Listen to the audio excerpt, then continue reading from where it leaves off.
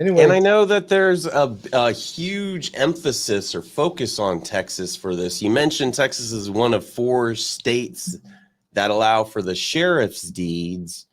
Are you aware of, in a general sense, in the other 46 states, how it works with getting a lien, then foreclosing on it? Like, why is it different and more favorable to be here in Texas? great question. So I am aware of Colorado. I bought 2 properties at a tax lien auction, and I'm a member of the National Tax Lien Association, which has a wealth of knowledge and experience. And there's more players in the lien states than there are in the deed states. But the Right. states, there's 5 of them: Texas, Georgia, Tennessee, one of the Carolinas, and Hawaii are what's called redeemable tax deed states. And what that means is the prior owner has a right of redemption. And if the property is non-homestead, non-ag exempt, that redemption period is a short 6 months, 180 days. Okay. If it's a homestead property, they have a 2-year right of redemption. Got Or it. if it's an ag exempt, there's a 2-year right of redemption. If they are able to redeem the property, they have to pay us and our investors what we paid plus a 25% penalty, Okay. which in effect is a 50% first year yield on the non-homestead purchases.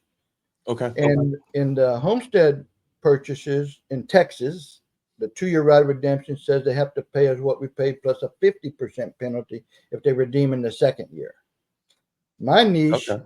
Nate, and we're focused on properties that's unlikely to be redeemed.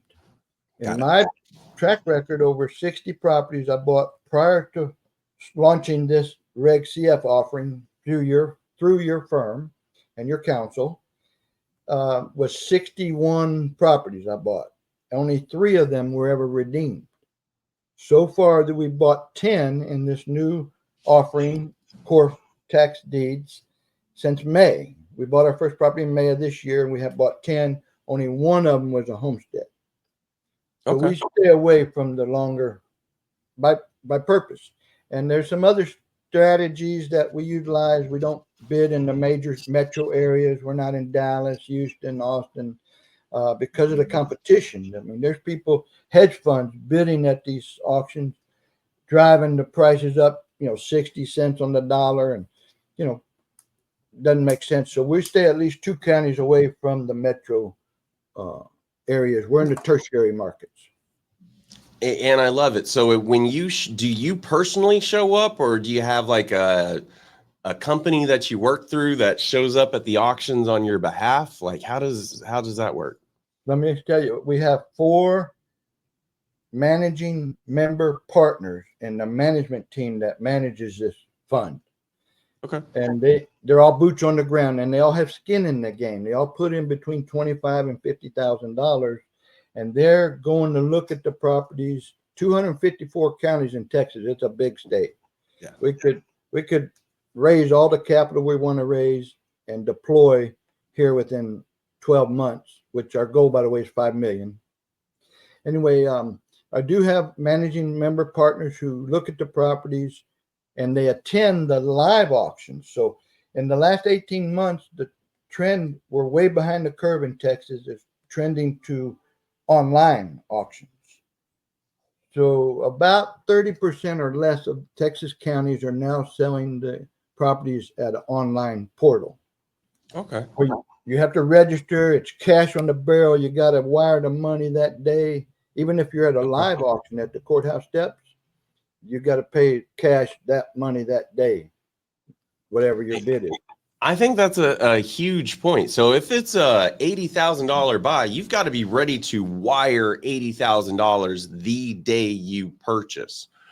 I think that's pretty important because some states, I know it's like as long as you put $10,000 down, you have 30 days to close. Others, as long as there's $2,000 down with intermittent payments. Like I know different states are different ways. Mm-hmm. At least in Texas, you got to be ready to pay the entirety same day. I found there's a few counties, very few, that will, for some reason, they'll let you get the money in the next day. Oh, I know. There's one county we bought. By the way, we bought 6. We get a huge. I'll get into some of the properties if time allows. but we got a huge windfall coup on an acreage tract up in northeast Texas. And they allow us till the next day to get the money to them for some reason. Okay. It's a different law firm, a different portal that handles the sales. I guess the county, every county, a little bit, even Texas is different than other states, and counties are different within the state. But we bought 15.6 acres for $20,100 near the Shreveport, Louisiana state line, full of piney trees that's ready for forestry trimming. Mm-hmm. But we later found out right away within 3 weeks after the auction that we acquired 80% of the mineral rights. And they're producing. There's some new lateral wells, 5 of them, matter of fact. Oh, wow. And I hired a landman right away, and it's been a real exciting venture to learn about the mineral rights that we acquired. And just to share with everybody why that is so amazing in Texas, if you didn't know, we're a huge oil producing state. Nowadays, most of the time you go and buy a piece of land, somebody's already stripped out and separated the mineral rights, meaning you don't have the right to pump oil from your own land. So the lucky happenstance of buying a piece of real estate that still has the mineral rights is massive and very infrequent in this state, at least. So I'm sure in the Dakotas, maybe it's a little different, but here 80% of the mineral rights had never been severed from the real surface property. And the landman we hired, he traced it back to the 1880s and came up. In fact, just last week, we got the operating company to put us in pay status. Okay. It took some time to get our deed even find out who the operator was of this gas. It's gas, by the way, not oil. Anyway, okay. I didn't mean to get off the subject. They say oil and gas. I don't even know. I know one you burn, the other burns cars. Yeah, and some of them have some kind of oil associated with the gas. I'm not going to try to figure it all out. So let's talk about, you're raising funds. There's a discount here. There's an immediate discount to fair market value. Plus I'm amazed that you can get basically a 50% return, even if the deal falls apart because the old owner pays you off. That's amazing. Mm-hmm. Yeah, and that's backed by the state statute. I mean, they cannot redeem it. We're the new owner. Immediately, we have what's called a sheriff's deed without warranty. So there are some nuances. If, for example, somebody wasn't named in the lawsuit, some heir popped out of the woodworks, they could redeem the property, and they have up to, even if it's a 6-month redemption period, they have up to 12 months to make a claim, which is why there's some problems with getting title insurance on the property until 12 months have expired from the date of the recording. Which makes sense because you can't give clean title because it's not clean title as long as somebody has a right to take the property back. Mm-hmm. Yep. All right. So, what kind of discounts to current fair market value are you seeing when you're out there picking up these deals? And I see that little smirk. So I know, I'm hoping you're willing to share it. Yes. Because it is so attractive. I do want to go back to the point. There's a lot of promoters out there selling courses, doing road shows, and educating the consumers on the benefits of tax deeds. I won't mention any names, but I've been to a couple of them, and it's all legal. I mean, it's the statutes that provide. Ad valorem property is the highest priority tax on the highest priority lien on the property. Thus, why do your lenders require you escrow the property taxes? There's a reason. So it's very high. It's higher than the mortgage. Mortgages are wiped out, extinguished when the property is sold at a tax sale. Wow. Okay. Very important. The only thing that doesn't extinguish is something I call weed liens, which is not what you're probably thinking, but the municipalities, if they put a lien for the mowing the grass or a demo lien, those survive the sale. So that's Okay. an area you need to be aware of if you're doing it yourself. But my point is, a lot of people will learn and see the upside, and they'll get a list and they'll start going and bidding, and often a large percentage of the property gets pulled the day before the auction, the Friday before the Tuesday sale, because by nature people are procrastinators and somehow they come up with the money at the last minute to pay the taxes. My point is, you can spend a lot of time doing your diligence underwriting these properties and never even have a chance to bid on them because they get pulled before the sale. People get frustrated, and so that's where we come in. We're offering a passive investor, somebody maybe even out of state that likes some exposure to Texas in their portfolio, and interest in the properties we're buying between 20 and 30 cents on the dollar. Wow. And our niche is raw land, infill lots, small acreage tracts. We've bought 10 so far. Only 2 of them have a structure on the 10 properties. Okay. Why are you finding that raw land is a better angle? Is it mainly because it's less likely for it to be cured, or the upside potential of developing the land, or luckily finding some mineral rights? yeah, we're studying that mineral right avenue all the more. In fact, Nate, you may recall your team and I, we debated whether we should disclose the mineral. Do you remember when we were doing our disclosure Form C, and I worked with your team, Jeff, and we went round and round. Do we want to mention the mineral because that's an area we want to learn? And we decided, yeah, it's okay to mention it, but not focus on it off the get-go, because you remember any of that? I don't remember that, but we do so many of these deals. But it is an important thing for that you're bringing up, that if there's a possibility, you disclose it, you talk about it, but it's a possibility, not a guarantee that that's part of the business plan. So it's more of a disclosure of this may happen, not we expect this to happen. So it's a little bit of a difference. So I understand why there's a debate there. Well, should anybody dive into the 130-page Form C, they'll see at least a sentence or two about the mineral rights.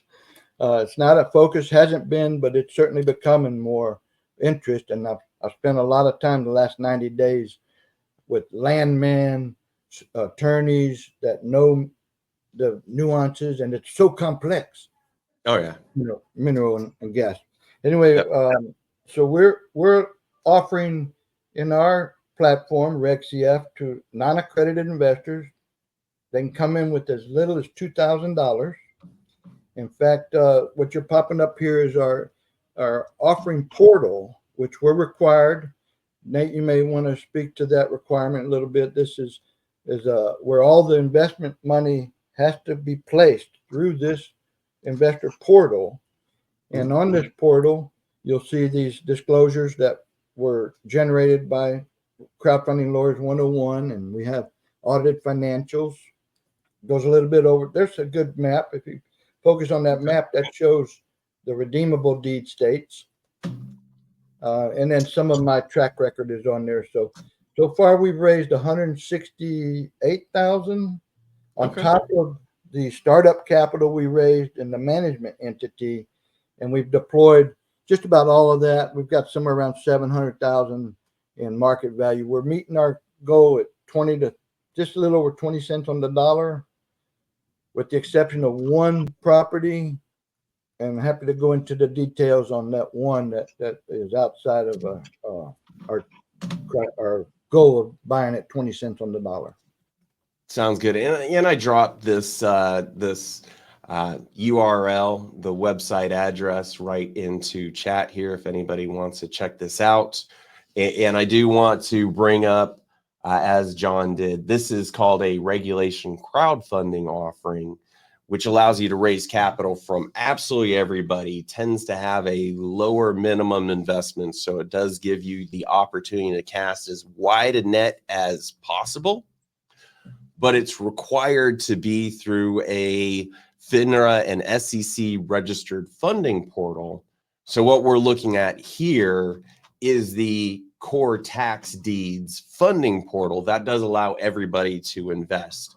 But if you're ever interested in doing your own real estate fund, targeting these types of opportunities, I mean, I would say first step is to reach out to somebody like John that has the experience, and maybe he's interested in dipping his toe in joint venturing and working with more people. Or otherwise, that's where the setup looks like with the offering and the fund online, that the investors can do all of their contributing, all of their due diligence, getting to know the investment itself. And then as part of this, you have the description of the investment as well as all the documentation that goes along with it. So just wanted to bring that up just because we're talking about it. I'd like to mention there too, Nate, we did come up with some incentives if people come in at a different level at 15,000, or someone is in position and wants to deploy 50,000, 50. We have some bonus member units that you would get 5% in if you came in at 15,000, or if you get a 10% bonus member units if you come in at 50,000. Did I say that right? 10%? No. So those are, in a general sense, and this is important for everybody to know, if you're doing a regulation crowdfunding fund or offering, and very similar to how John structured this, you always want to incentivize the larger investors. So giving a little bit more if somebody is investing $50,000 or $100,000 to push them into that higher class where maybe they're getting a little bit more profit or a little bit of a higher return, just to incentivize those larger investment amounts. So important and smart to include. So apparently, John, you're getting good guidance. well, thank you. I've had, again, this is my second fund that you helped me create. Happy to share my first go round if that's of any interest at on this call. For right now, let's focus on the tax deeds, only because it's an area that honestly just not enough people know about. Mm-hmm. And kind of like multifamily 15 years ago, it was honestly a small niche that not a lot of people played in the sandbox until it really did well. People started educating on it. There was a higher focus on it. And that's when values went through the roof.